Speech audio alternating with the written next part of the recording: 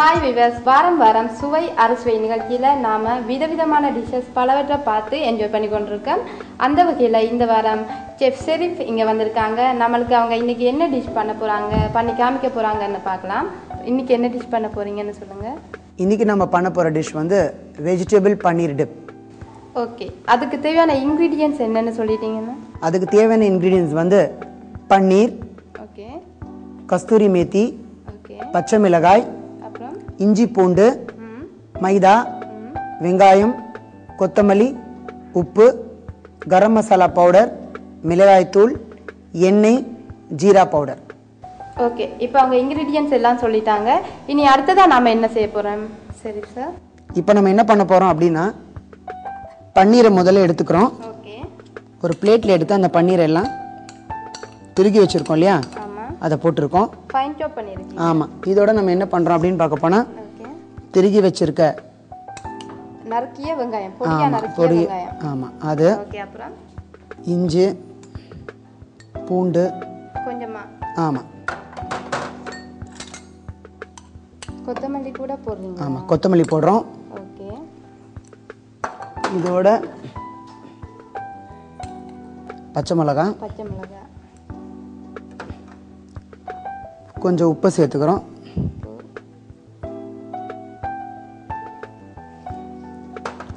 வாசனைக்கு நம்ம என்ன பண்ணுறோம் அப்படின்னா, கஸ்தூரி மேத்தி இருக்கு இல்லையா, கஸ்தூரி மேத்தி, ஆமாம், இந்த உலர்ந்த கொத்தமல்லி இதழ், இதை வந்து காய வச்சு பதப்படுத்தியிருக்கோம். அதையும் ஆட் பண்ணுறீங்க? ஆமாம், அதையும் நம்ம போட்டிருக்கோம். ஓகே, இதோட கொஞ்சம் கரம் மசாலா பவுடரும் போடுறோம்.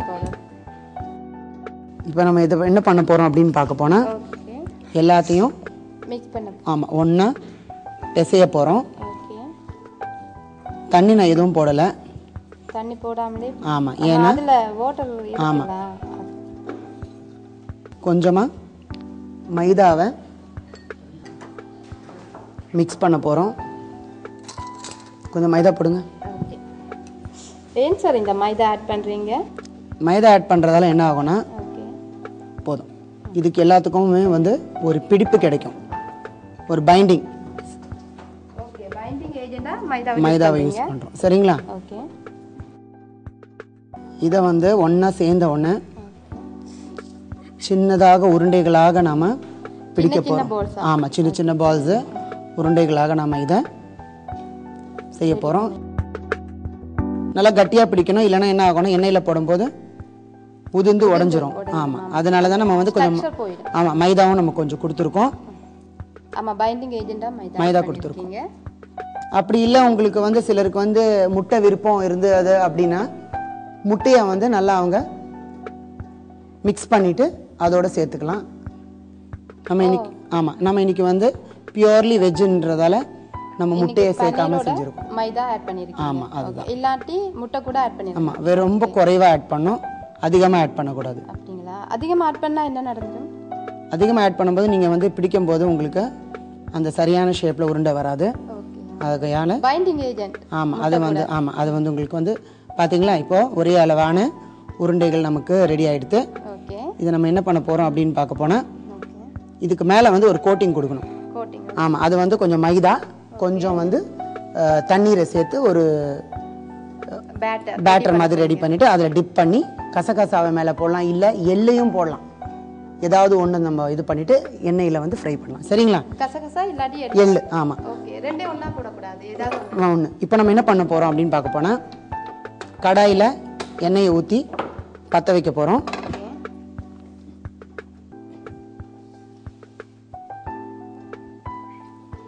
அடுத்தது ஒரு கிண்ணத்தை எடுத்துட்டு அதில் கொஞ்சம் மைதாவை ஆட் பண்ணுறேன். அதோட கொஞ்சம், ஆமாம், கொஞ்சம் தண்ணியை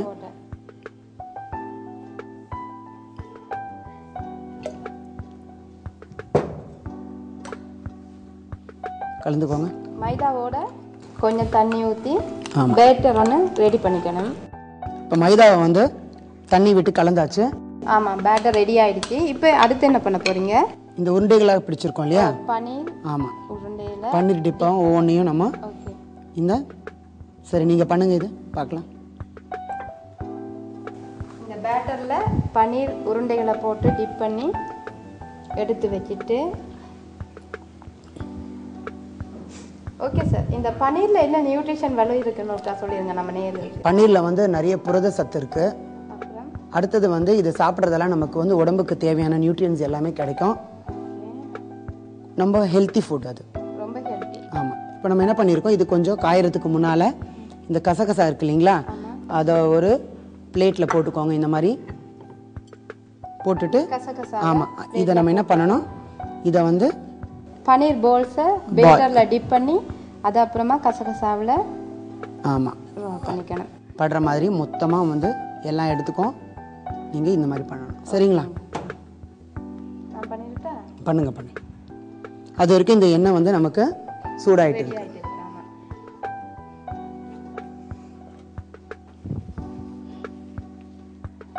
இது நம்ம வந்து எள்ளு வச்சு நம்ம பண்ணலாம், கசகசா வச்சு பண்ணலாம்.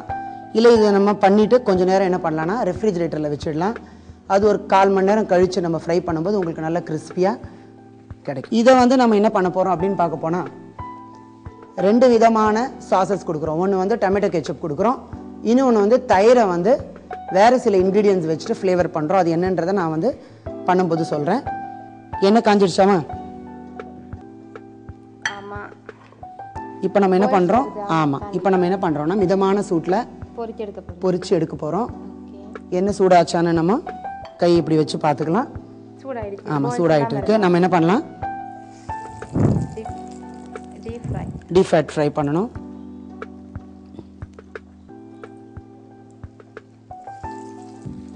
இது போட்டு ஒரு 2 நிமிஷம் விட்டுடணும். உடனே வந்து நம்ம இதை வந்து எடுக்கக்கூடாது. உடனே எடுக்கும்போது என்ன ஆகும்னா அது வந்து ஆமாம் ஸ்ட்ரக்சர் வந்து போயிட்டு உங்களுக்கு என்ன ஆகும்னா அது திரியறதுக்கான வாய்ப்புகள் நிறைய இருக்குது. இப்போ இதுக்கு தேவையான 2 டிப்பு சொல்லியிருந்தேன் இல்லையா?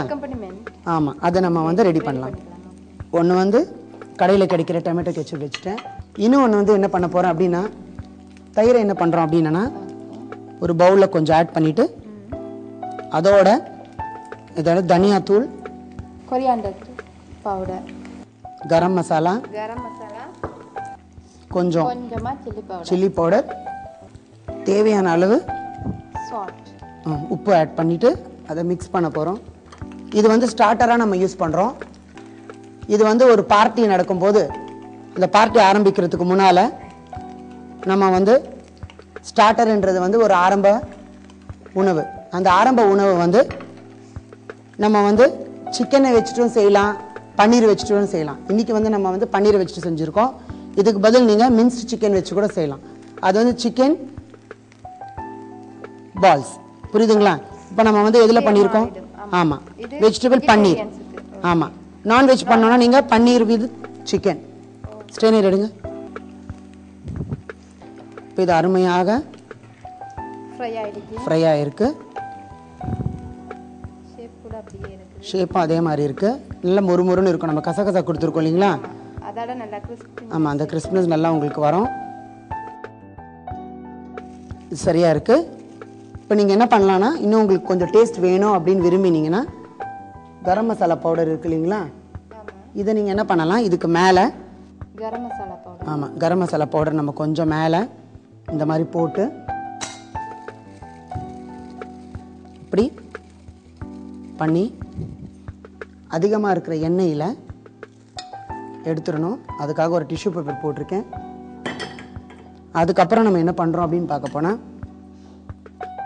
டூத் பிக் இருக்கு இல்லைங்களா, அதில்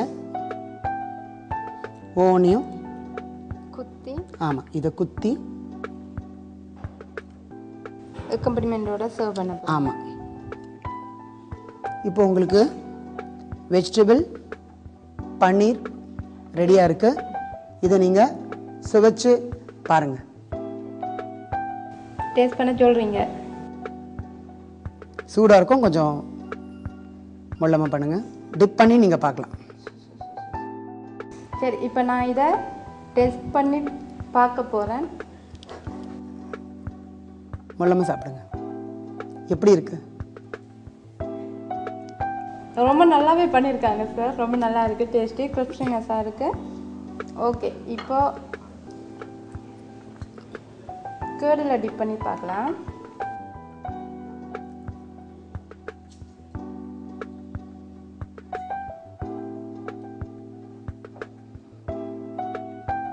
கொஞ்சம் சூடாக இருக்குது, பட் ரொம்ப நல்லா இருக்குது, டேஸ்டியாக இருக்குது, ஹெல்த்தி ஃபுட்.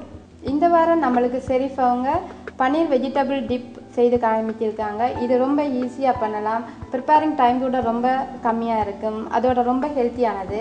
ஸோ இதை நீங்களும் வீட்டில் ட்ரை பண்ணி என்ஜாய் பண்ணுங்கள். அதுவரை அடுத்த வாரம் உங்களை சந்திக்கும் வரைக்கும் நன்றி, வணக்கம்.